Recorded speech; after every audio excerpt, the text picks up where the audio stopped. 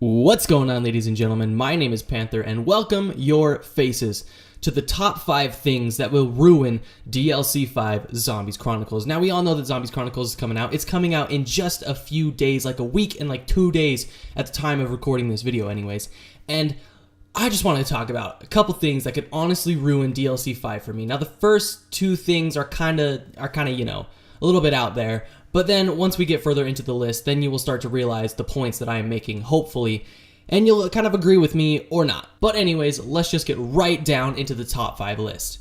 Coming in at our number 5 spot, we're going to be talking about the 3-hit system. Now, Black Ops 3 has the 3-hit system, whereas the older Call of Duty games have just a 2-hit system. Black Ops 3 is the only zombies game, excluding Exo Zombies and, you know, Infinite Warfare, but whatever, no one gives a shit about those. But we're talking about the 3-hit system in Black Ops 3. Now, comparing that to the 2-hit system of Black Ops 2, Black Ops 1, and World at War, it makes it a little bit easier, but then again, it also makes it a little more difficult because the zombies swing a little bit faster. So, I mean, the 3-hit system can kind of throw us off a little bit, and it could technically make the game a little bit easier because we don't go down in as many hits. So it could be making the maps just slightly easier, which is something that I don't really want because I like how the older maps are kind of more challenging, except for like Kino and Ascension. I mean, those maps aren't really that challenging. Some of the World at War maps can be a little bit difficult. So that's just like a small little niche complaint that I have. Coming in at the number 4 spot, we are going to be talking about specialists. Now, we all know that specialists are in every single Black Ops 3 Zombies map. I don't know how it's going to work. I don't know what they're going to do. I don't know if they're going to end up incorporating a specialist into the older remastered maps. I don't see what they could do. And to be honest, it could ruin the flow of the map. I mean, I could understand they could incorporate specialists as, you know, the wonder weapon. Like, let's take Shinonuma, for example. That was when the Wunderwaffe was introduced. So what if the specialist weapon for Shinonuma was the Wunderwaffe? I'd be fine with that. That would make sense. I mean, it's not something new that we haven't seen. And it's also, like, you know, it's pretty easy to get. And then also, you can have your 2 weapons, and then you could also have the Wunderwaffe. So, I mean, if they do the Wonder Weapon as a specialist, I guess I'd be okay with that. But if they're introducing totally new specialists into the map, then I don't know how I'm going to feel about that. Then at that point, it's not really going to be like a full remaster, because remaster is just like, you know, bumping up the details a little bit and making it look nicer, not completely changing the gameplay dynamic, which is something that kind of worries me a little bit. So specialists could possibly ruin the maps if they do them wrong, but we all know Treyarch, they're probably going to do something with specialists, and my guess is they'll do it right and we'll all enjoy it. Coming right in at the number 3 spot, we're going to be talking about weapons and perks in these maps. Now, we all know that these maps are in a variety of games, which means they have a variety of guns, just based off of what the game is. But what are they going to do with Black Ops 3 and the remasters? Like, are they going to bring back some of the old weapons? Like, I think it would be pretty cool if we could be playing on Keynote or Toten and they bring back, like, the Commando. I think that'd be pretty cool because, let's be honest, one of the reasons that each map is, like, really good is because of the weapons that you could use. I mean, going back to Black Ops 1, I mean, I would love using the Galil, I would love using the Commando. You know, sometimes I would even enjoy using the China Lake. But if those guns aren't in the Black Ops 3 remastered, then I'm not sure, you know, how well the map is going to flow, just because the weapons are kind of what made some of these maps. And it also kind of concerns me over, are they going to bring back the wonder weapons exactly how they were, or are they going to have to nerf them a little bit, like how they kind of semi-nerfed the Thunder Gun for Revelations? Like, what are they going to do wonder weapon-wise? Are they going to bring it back just normal, or are they going to have to nerf a couple things? So I don't know how the weapons are going to go. Bring back a couple of bad guns from the old maps, bring back a couple of new guns from the old maps. I think that'd be pretty cool.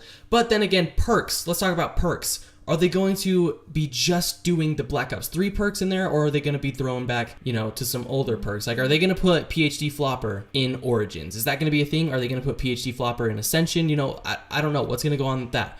Or are they just going to completely replace PhD Flopper with Widow's Wine? And if that's the case, then that kind of pisses me off, because Widow's Wine mixed with a shield, mixed with double pack punch, I mean, it's just ridiculous, let's be honest. So if they replace PhD with Widow's Wine, I'm going to be a little bit upset. I'm concerned with what they're going to do with the weapons and with the perks. They could totally screw these maps up if they don't stick to, like, the original. And I understand that we don't have Dolphin Dive anymore, so PhD would kind of just be worthless, especially because we have a Gobblegum, Danger Closest.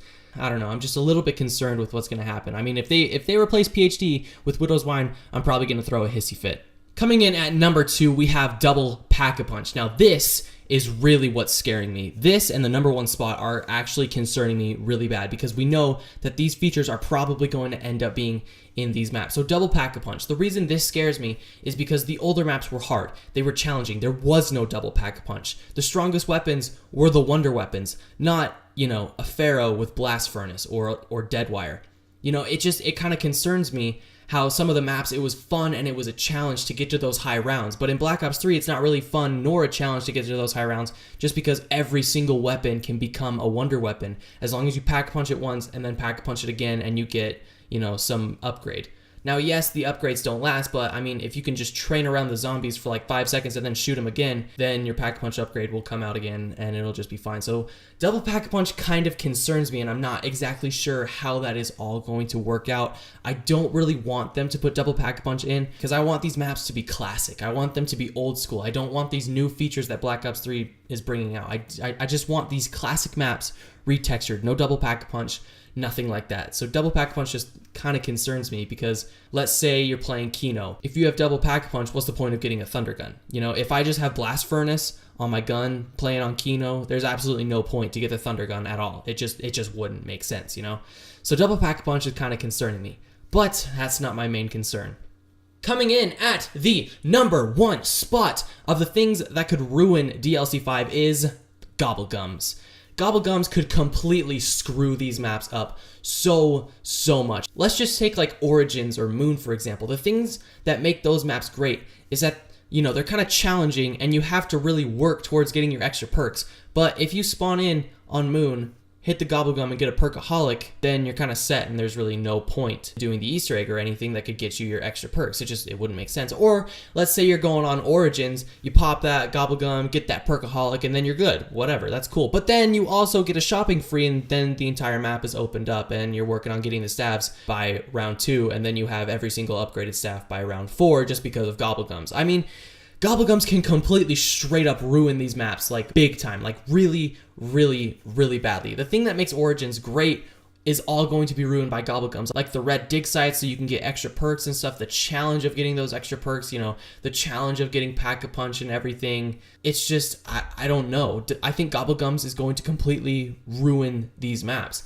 And I really hope that there's like a custom game settings where you can turn off Gobblegum, turn off double Pack-a-Punch. You know, I wish there would be like a custom setting to where you could turn those things off because those are going to ruin these maps so very much. The things that make these maps great are all going to be destroyed by Gobblegums. Anyways, ladies and gentlemen, those are the top 5 things that will ruin DLC 5 Zombies Chronicles. Leave a like on this video, comment down below what you think could ruin DLC 5 or why you're excited for DLC 5. My name is Panther, and I will see you guys in the next one.